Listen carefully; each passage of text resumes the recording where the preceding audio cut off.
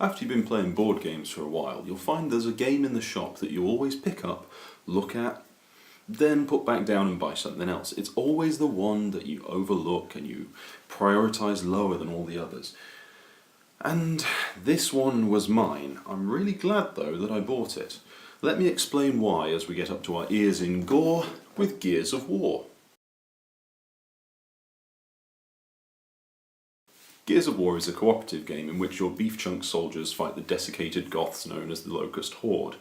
The Locust Horde are represented by horrible little crabbly things all the way up to the great big berserker that'll scare the crap out of you when you first encounter it. It lifts levels straight from the video game and translates them into missions using the same characters, weapons and setting. Now, whether this translates well into a board game depends on how you look at it. I've not really played Gears of War that much. And the board game, I know, is certainly not a kind of run and gun exercise. It's a very tense, very tactical, cooperative game. It feels very much like you're actually in the middle of a war zone. It really does give you this nice interaction with the other players. It circumnavigates the really annoying problem of a lot of co-op games where one person plays the game for everyone. I mean, I've had experiences playing, for example, Descent, where I felt like I was just sitting there and moving the pieces when somebody else was telling me actually what to do.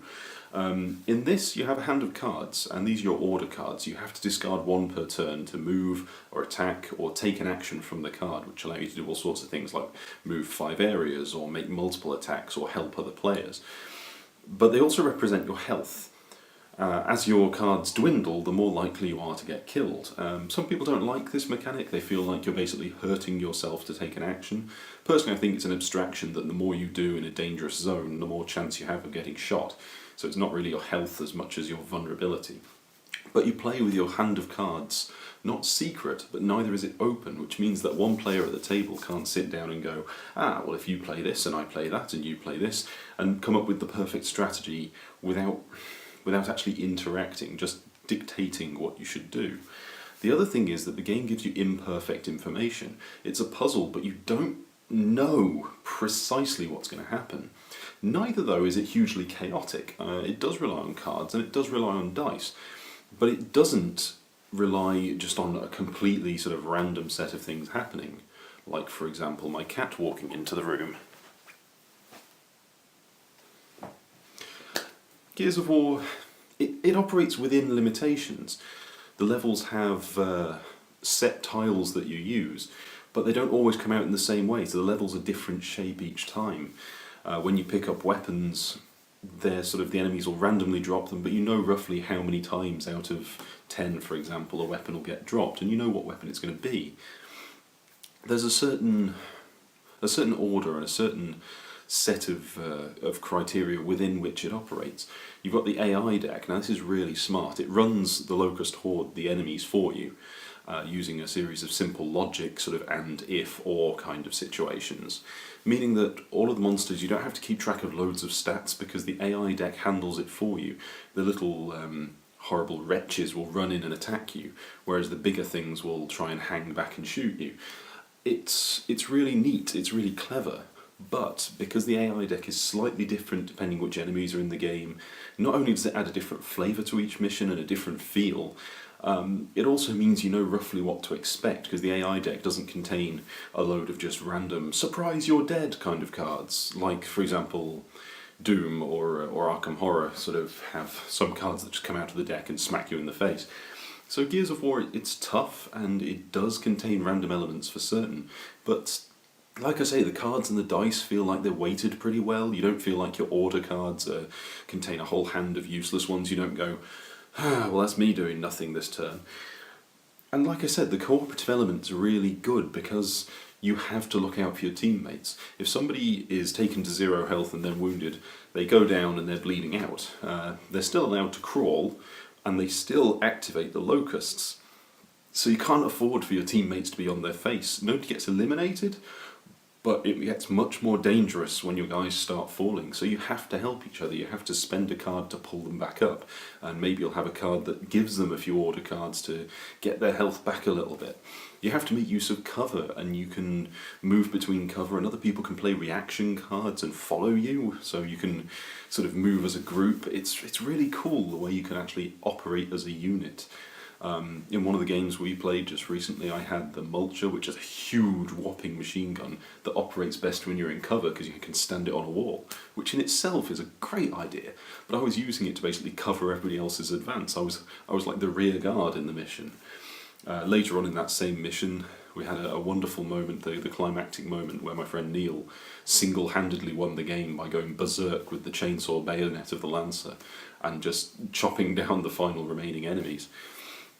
It is a game that can stand up and fall down on its kind of randomness sometimes, though I will admit, sometimes you won't get out of the first room just due to some duff dice rolls and the wrong AI cards coming up and activating the wrong creatures, which is a shame, because, you know, it can kind of take the shine off. But I've not found that it's particularly anticlimactic, or that usually if it's going to go badly, you write it off and just reset the game and start again. It doesn't feel like you play for sort of 3 hours and then all of a sudden it ended. You do get a real sense of danger, but you know how to work around it. You know how to best mitigate stuff. You know that you have to be in cover, you know that you have to watch your card count, and you know you have to take every opportunity you get.